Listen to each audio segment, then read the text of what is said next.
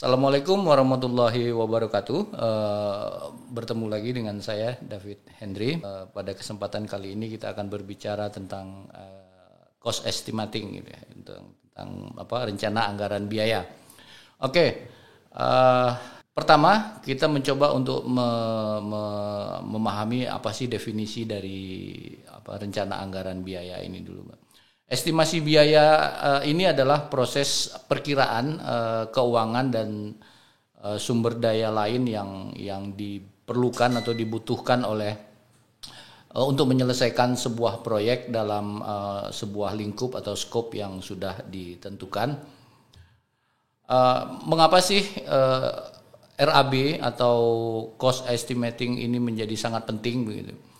Ya, cost estimating atau rencana anggaran biaya ini bisa di cancel atau dievaluasi ulang gitu.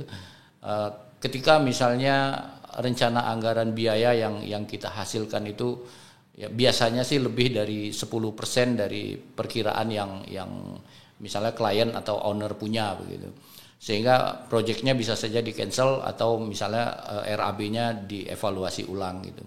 Terus yang kedua, biasanya owner atau klien itu sangat concern terhadap rencana anggaran biaya, terutama concern terhadap existing budget yang mereka punya, gitu. Sehingga mereka bisa memperkirakan dengan desain seperti ini, mereka bisa atau tidak untuk merealisasikan menjadi sebuah bangunan fisik, begitu ya.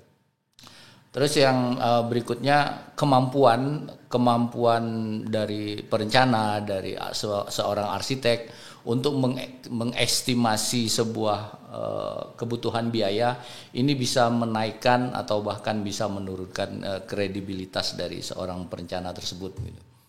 Nah, sekarang kita coba lihat faktor apa sih yang mempengaruhi dari desain cost ini. Pertama, locational factor. Jadi terkait dengan lokasi geografiknya, kondisi dari site-nya, terus regulasi yang berlaku di satu wilayah tertentu gitu ya. Karena seperti sebuah wilayah tertentu dengan wilayah yang lain itu tentu akan berbeda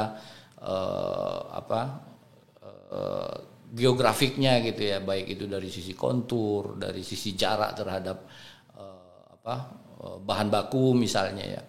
Terus yang kedua, desain factor. Desain factor ini terkait dengan desain yang kita hasilkan. Bisa jadi floor plan-nya, jadi seperti denah gitu ya. Tampak potongan itu nanti akan sangat mempengaruhi cost estimating. Terus building height, misalnya ketinggian jarak lantai antar bangunan itu akan mempengaruhi biaya. Utilitas juga sangat mempengaruhi cost estimatingnya. Terus yang ketiga, qualitative factor. Itu qualitative factor ini terkait dengan selera dari ownernya terhadap performan dari baik itu fasad maupun estetika lain dari bangunan yang akan kita desain gitu. Nah, ini faktor yang mempengaruhi building cost. Nah, ini cost struktur dari analisis cost estimating. Ini saya coba adopsi dari peraturan terbaru yang dikeluarkan oleh Menteri PUPR nomor 1 tahun 2022 tentang penyusunan perkiraan biaya pekerjaan konstruksi. Ini merupakan peraturan terbaru yang dikeluarkan untuk menghitung rencana anggaran biaya, terutama di situ terkait dengan penghitungan biaya dengan menggunakan quantity survey method ya. Jadi yang untuk menghitung detail dari desain bangunan ini. Nah, secara umum, secara garis besar skemanya adalah pertama kita mencari harga satuan dulu, baik itu satuan upah, barang atau materialnya maupun peralatan gitu ya. Nah, tahapnya setelah kita mendapatkan harga satuan ini, kita akan analisis unit satuannya. Jadi harga satuan dari masing-masing pekerjaan, misalnya pekerjaan persiapan, pekerjaan kolom, pekerjaan balok, itu nanti masing-masing akan kita analisis itu untuk menentukan biaya harga unit satuannya. Nah, ini nanti akan kita tambahkan dengan biaya tidak langsung. Biaya tidak langsung itu di dalamnya kita diperkenankan untuk memasukkan keuntungan. Kalau dulu sih sekitar 10%, tapi dengan peraturan ini bisa maksimal sampai dengan 15% gitu ya. Itu setelah kita mendapatkan biaya langsung atau yang tadi harga unit satuan tadi dengan biaya tidak langsung, kita akan mendapatkan akan kita komparasikan ke dalam RAB gitu ya. RAB itu kita memasukkan volume di sana. Dengan kita memasukkan volume dari pekerjaan ini, nah nanti kita kalikan dengan harga satuan yang sudah kita kalikan tadi gitu ya, dengan harga tenaga, material, terus peralatan gitu. Nah, kita mendapatkan total harga pekerjaan. Nah, total harga pekerjaan ini baru nanti akan kita rekap gitu ya. Untuk setelah dapat semua rekapnya, kita ada PPN. Kalau dulu 10%, sekarang PPN sudah menjadi 11%, naik 1% ya. Nah, inilah nanti yang skema biasanya yang digunakan untuk terutama menghitung quantity survey method ya, yang RAB detailnya. Nah, tetapi di Permen yang terbaru ini menambahkan ada satu unsur namanya penerapan SMKK. Nah, ini didistribusikan ke harga satuan nanti. Misalnya ketika mengerjakan penggalian minimal kedalaman 2 meter itu harus disediakan talut. Jadi ini untuk keselamatan kerja gitu ya. Disediakan talut untuk melindungi pekerja yang ada di dalam galian tersebut. Ya, oke. Sekarang kita masuk ke metode dari cost estimating gitu ya. Ada 3 metode yang biasanya digunakan dalam penghitungan cost estimating gitu ya, dalam rencana anggaran biaya.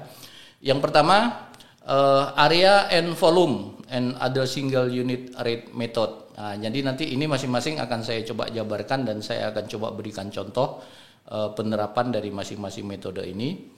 Terus yang kedua metode elemental. Yang ketiga quantity survey method.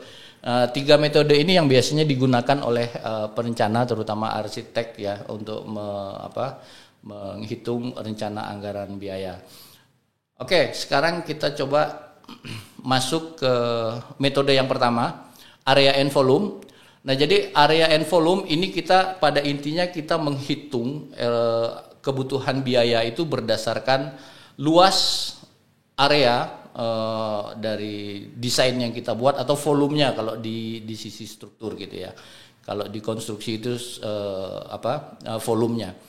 Nah, ini kita akan mendapatkan harga satuan per meter perseginya akan kita kalikan dengan total dari luas floor yang kita desain gitu. Sehingga kita nanti mendapatkan total kasar dari kebutuhan biaya yang kita butuhkan gitu ya.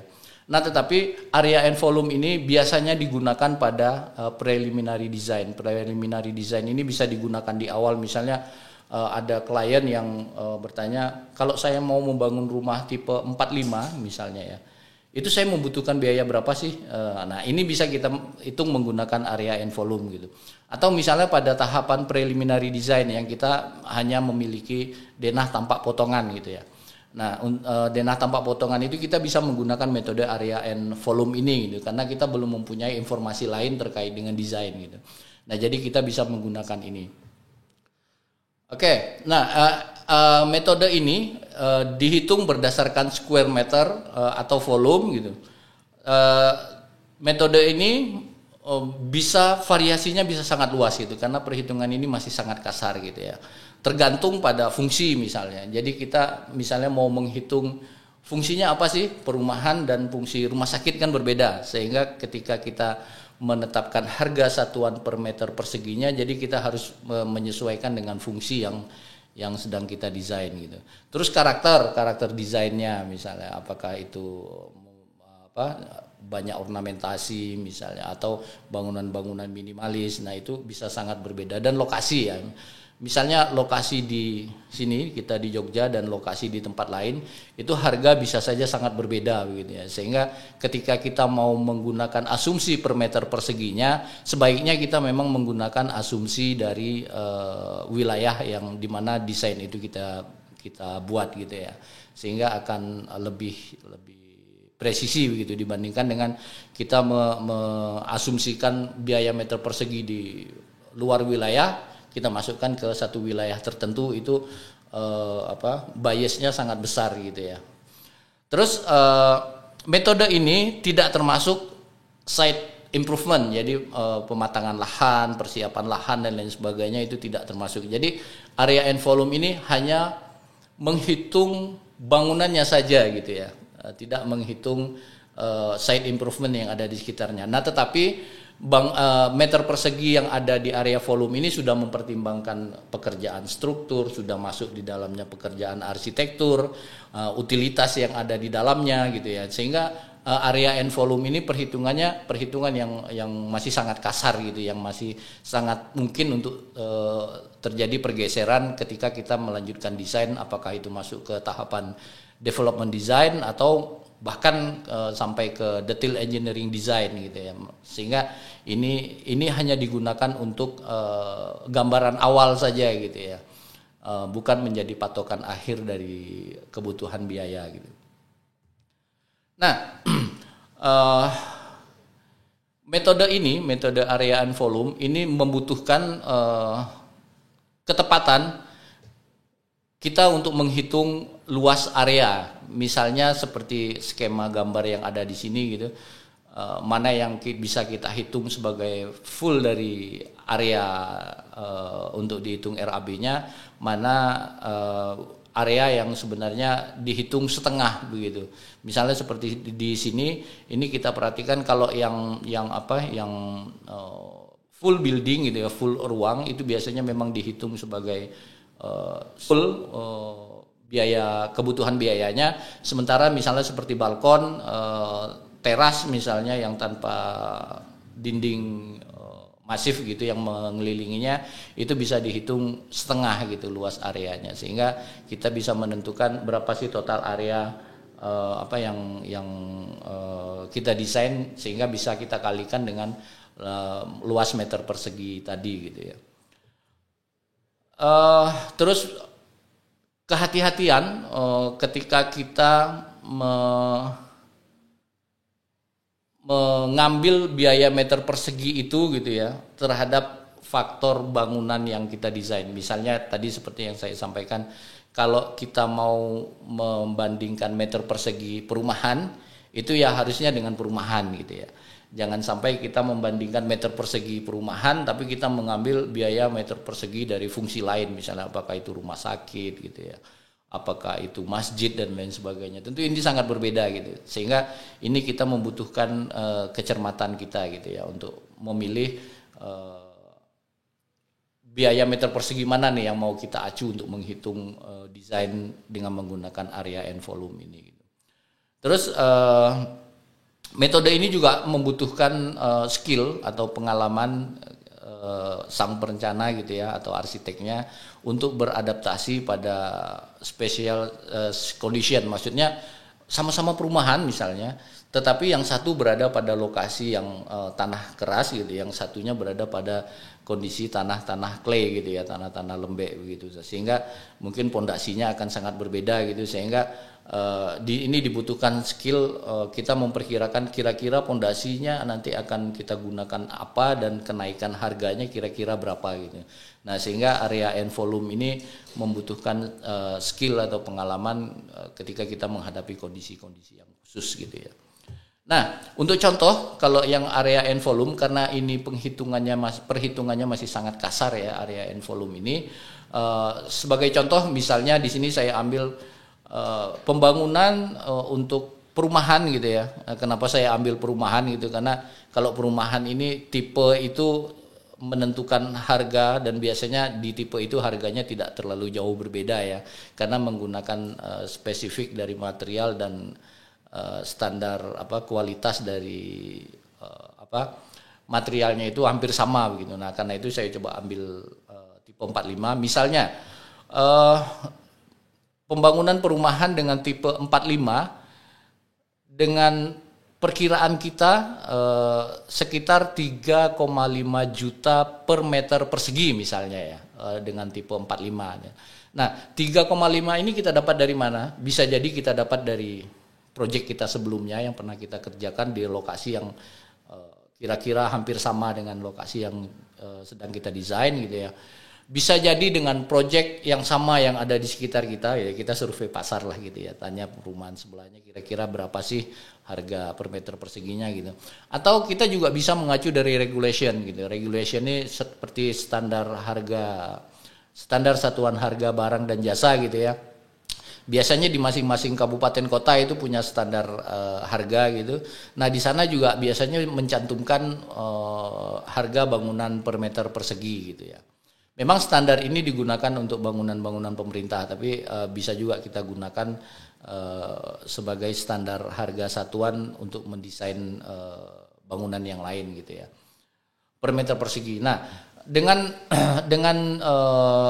spesifikasi seperti ini, perumahan dengan tipe 45 per meter perseginya 3,5 juta, kita tinggal mengalihkan saja gitu ya. Tipenya kita kalikan dengan meter perseginya, sehingga dengan contoh ini kita mendapatkan bangunan itu nanti membutuhkan total biaya itu sekitar 157,5 juta gitu.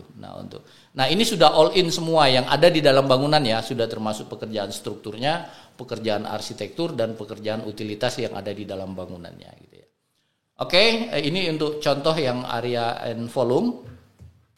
Sekarang kita masuk ke metode yang kedua, metode elemental. Nah, metode elemental ini pendekatan ini berada di zona, maksudnya di antara perhitungan area and volume yang masih sangat kasar tadi, dengan ada satu lagi metode namanya quantity survey method yang menghitung detail setiap pekerjaan disesuaikan dengan harga satuan masing-masing item yang terlibat di dalamnya, bisa pekerja, material, peralatan, terus keuntungan tadi ya. Di antara itu gitu. Jadi elemental ini dia membedakan, membagi perhitungan biaya ini menjadi masing-masing subsistem gitu ya. Bisa jadi dia membagi pekerjaannya menjadi pekerjaan struktur. Struktur itu bisa saja dibagi menjadi substructure gitu, yang pondasi atau basement ke bawah gitu ya misalnya. Terus bisa jadi superstructure-nya, superstructure itu yang di atas gitu ya, mulai dari kolom, balok gitu ya, plat lantai, rangka atap begitu. Nah, itu bisa dibagi dengan seperti itu. Atau misalnya di subsistem arsitektur gitu, membagi misalnya finishing lantainya, dinding, finishing lantainya tadi ya, dan lainnya itu, termasuk di dalamnya pekerjaan-pekerjaan arsitektur. Nanti detailnya ada di slide ini saya sampaikan gitu. Nah, dan juga bisa dibagi menjadi pekerjaan subsistem utilitas gitu, sehingga nanti masing-masing kebutuhan dari subsistem ini bisa diketahui. Dan metode ini juga bisa digunakan untuk membedakan kebutuhan biaya itu, bisa jadi per lantai gitu ya. Misalnya kita menghitung masing-masing subsistem itu di masing-masing lantai, misalnya mulai dari basement, lantai 1, lantai 2, lantai 3 dan seterusnya begitu ya. Ini kita pisah. Bahkan metode ini bisa kita gunakan untuk hanya menghitung bagian tertentu dari sebuah desain. Misalnya apakah itu kita mau menghitung kamarnya saja, kita bisa menghitung untuk toiletnya saja misalnya ya. Nah, ini elemental ini bisa kita gunakan di situ. Nah, misalnya kita pisah menjadi ruangan saja, kita dalam ruangan itu kita bisa menghitung kebutuhan strukturnya berapa terkait dengan kolom, balok dan lain sebagainya yang termasuk dalam struktur. Terus kita kebutuhan arsitekturnya gitu berapa gitu. Dan utilitasnya berapa di situ. Nah, itu bisa kita bagi dengan menggunakan sistem elemental ini gitu. Nah,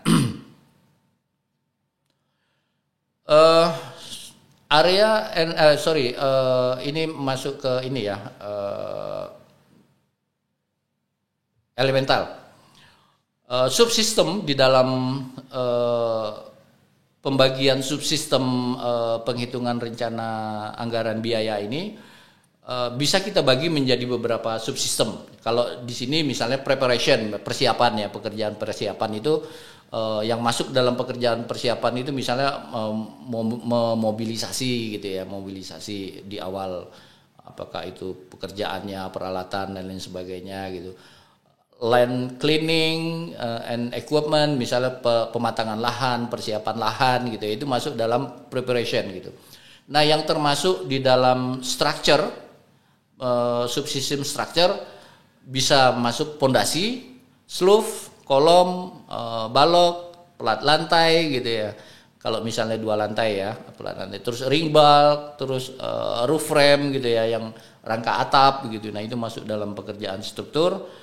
Yang masuk dalam pekerjaan MEP itu bisa masuk ke air bersih, air kotor, air panas, misalnya kalau di situ didesain air panas ya, septic tank misalnya, terus sumur resapan, electrical itu bisa di dalamnya ada kabel, lampu, stop kontak gitu ya, saklar dan lain sebagainya, itu bisa masuk dalam electrical. Terus yang keempat, subsistem arsitektur itu misalnya seperti dinding, kusen, pintu, jendela gitu ya, finishing lantainya, plafon gitu ya, cat gitu ya, pagar, fasad gitu ya, karena kita juga sering main dengan secondary skin dan lain sebagainya seperti itu ya. Nah, itu bisa masuk ke dalam subsistem dari arsitektur. Nah, untuk menggunakan metode elemental ini ada standar yang bisa kita acu, itu Peraturan Menteri Pekerjaan Umum nomor 22 tahun 2018 gitu, tentang pembangunan bangunan gedung negara. Nah, di sini terlihat jelas persentase dari masing-masing subsistem yang biasanya gitu, yang biasanya itu dilakukan di pembangunan gedung pemerintah. Nah, ini bisa juga kita acu gitu ya. Nah, tetapi catatan ini bahwa angka yang ada di sini itu bisa kita bisa kita arrange, bisa kita atur kira-kira dengan desain ini tuh bagian mana yang angkanya berapa gitu ya di dalam rank ini untuk mencapai 100%, karena kalau ini Anda hitung lurus saja itu lebih dari 100%, sehingga misalnya Anda menggunakan yang sisi kanan ini, tetapi ada misalnya satu bagian yang Anda turunkan kebutuhan biayanya gitu ya, misalnya seperti apakah finishingnya kita kurangi sehingga nanti dia total di akhir itu bisa mendapat sekitar 100% gitu ya. Nah, standarisasi dari persentase ini bisa kita pakai untuk menghitung bangunan-bangunan yang lain gitu ya, yang sedang kita desain dengan menggunakan metode elemental. Nah, metode elemental ini biasanya digunakan pada tahapan, bisa saja digunakan di awal, di preliminary design gitu ya. Tetapi biasanya ini digunakan pada tahapan development design gitu. Jadi pada saat denah tampak potongan sudah disetujui, kita sudah masuk ke dalam rencana air bersih, rencana air kotor gitu ya, rencana struktur misalnya ya. Tapi walaupun belum fix ya. Nah, ini kita bisa menggunakan metode elemental ini untuk menghitung rencana anggaran biayanya. Yang tadi untuk pekerjaan yang standar, nah ini persentase untuk pekerjaan-pekerjaan yang non standar, misalnya seperti penataan AC, lift dan lain sebagainya, persentasenya berapa gitu ya. Nanti Anda bisa lihat di sini gitu. Termasuk misalnya fasilitas untuk disabilitas gitu ya, perizinan selain IMB dan lain sebagainya gitu ya. Oke, nah sekarang saya mau mencontohkan penerapan dari penghitungan dengan menggunakan sistem elemental dengan contoh yang sama dengan yang area and volume tadi. Misalnya kita membangun tipe perumahan dengan tipe 45 dengan perkiraan kita 3,5 juta per meter persegi gitu ya. Nah, kita bisa mengkomposisikan persentase ini gitu untuk menentukan kira-kira di masing-masing subsistem itu berapa sih kebutuhan biaya yang kita butuhkan gitu. Nah, setelah kita mendapatkan ini, kita kan tadi sudah mendapatkan kisaran harga itu sekitar 157,5 juta gitu. Nah, itu kita bagi kalau kita ingin mengetahui masing-masing subsistem itu kebutuhannya berapa gitu. Nah, dengan total biaya tadi itu 157,5 tadi kita bagi berdasarkan persentase ini sehingga kita bisa mendapatkan misalnya untuk fondasi gitu ya. Kita membutuhkan budget range anggaran yang kita sediakan itu sekitar 15.750.000 misalnya. Kurang lebih di kisaran itu gitu misalnya kita mengalokasikan dana. Sementara untuk superstructure-nya yang di situ ada kolom, balok dan lain plat lantai gitu ya. Nah, itu kita alokasikan untuk struktur itu sekitar misalnya 55 juta sekian gitu ya. Dan seterusnya di masing-masing subsistem ini kita bisa membagi kebutuhan atau range dari anggaran yang kita sediakan begitu ya. Nah, sehingga total akhirnya tetap sama seperti yang tadi menggunakan metode area and volume gitu. Tetapi ini sudah lebih sedikit detail masing-masing subsistem itu akan kita distribusikan anggarannya itu berapa gitu. Nah, ini keuntungan menggunakan elemental gitu ya. Nah, tadi elemental. Nah, sekarang kita masuk ke quantity survey method. Nah, ini quantity survey method ini kita menghitung detail dari kebutuhan biaya ini, di mana komponen yang akan kita hitung di situ di metode ini itu sangat lengkap gitu. Jadi kita mulai menghitung harga satuan dari pekerja, dari bahan dan lain sebagainya gitu ya. Nah, ini ada beberapa contoh yang saya coba sampaikan. Ada 4 langkah untuk menentukan ini. Langkah pertama kita mencoba menganalisis ini dulu. Kita mencoba mengidentifikasi berapa sih harga satuannya dan yang pasti referensinya dari mana gitu ya yang kita ambil. Terus langkah yang kedua unit price analysis. Nah, ini kita memasukkan koefisiennya. Koefisien ini Anda jangan khawatir gitu ya menghitung koefisien ini bagaimana, karena di Permen PU yang 2022 tadi lengkap semuanya ada di sana koefisiennya, sehingga nanti kalau Anda mau menghitung bisa mengacu ke sana gitu ya. Terus langkah yang kedua ini contoh juga. Terus langkah yang ketiga baru kita masukkan ke dalam masing-masing perhitungan RAB-nya. Kita di sini sudah mulai memasukkan volume di sini. Sehingga harga satuan yang tadi kita hasilkan pada langkah kedua itu kita hitung dengan menggunakan volume di step ketiga ini. Nah, setelah step ketiga ini kita dapatkan, baru kita masukkan ke rekap step keempat gitu. Kita dapatkan total anggarannya berapa dan kita memasukkan PPN tadi. Nah, ini menggunakan metode quantity survey method gitu ya. Nah, sekarang saya mencoba sedikit memberikan simulasi untuk tugas yang IDS ini gitu ya. Ini saya ambilkan contoh kita menghitung kebutuhan biaya untuk satu kamar mandi ini saja dengan spesifikasi total lantai ada 3, toilet ini ukurannya 2x3, kolom praktis yang ada di sana gitu 15x15 gitu ya. 15 cm maksudnya ya, ini bukan 150 cm. Terus baloknya 15x20, plat lantainya dengan ketebalan 15 cm dan ketinggian antar lantainya itu 3 meter. Nah, langkah pertama kita mencoba mengidentifikasi ini gitu. Walaupun ini kita menggunakan elemental design gitu ya, elemental method maksudnya ya. Tetapi ini akan lebih presisi kalau misalnya kita ambil salah satu contoh dari subsistem pekerjaan aja, setelah itu kita distribusikan berdasarkan persentase tadi ya. Nah, ini langkah pertama. Terus yang kedua, langkah kedua kita mencoba memasukkan koefisien tadi untuk menghitung harga unit price-nya, harga satuannya. Terus setelah itu kita mencoba memasukkan ke dalam RAB-nya, kita sesuaikan dengan volume yang ada di desain masing-masing ini gitu ya. Total harganya berapa sih gitu yang kita butuhkan untuk salah satu saja gitu. Misalnya kita bisa mengambil strukturnya saja, kita bisa mengambil arsitekturnya. Arsitektur pun kita bisa ngambil lantainya, ceilingnya atau yang lain gitu ya yang termasuk dalam arsitektur. Nah, setelah itu baru kita masukkan ke dalam persentase yang tadi. Nah, di sini karena dia di lantai 2, dia tidak punya pondasi dan dia tidak punya atap gitu. Sehingga persentase ini bisa kita hilangkan, dan angka yang kita hitung tadi yang saya ambil sebagai sampel tadi adalah superstructure-nya. Setelah itu bisa kita breakdown ke bawah sehingga kita bisa mendapatkan total biaya untuk pembangunan toilet tersebut. Nah, setelah itu kita bagi untuk mendapatkan biaya meter perseginya untuk melihat apakah rancangan Anda ini layak secara biaya gitu ya. Kita bagi 24 juta ini dengan total luas area kamar mandinya. Tadi kebetulan 2 kali 3 berarti 24 juta ini kita bagi dengan 6 kurang lebih per meter perseginya untuk toilet yang kita desain itu harganya sekitar 4 juta 80 ribu. Nah jadi ini contoh yang bisa kita aplikasikan untuk tugas IDS kali ini. Oke, mungkin cukup sekian materi yang bisa saya sampaikan kali ini. Mudah-mudahan kita bisa ketemu di lain kesempatan untuk metode yang quantity survey method gitu ya, biar bisa menghitung anggaran biaya detailnya. Oke, terima kasih atas perhatiannya. Assalamualaikum warahmatullahi wabarakatuh.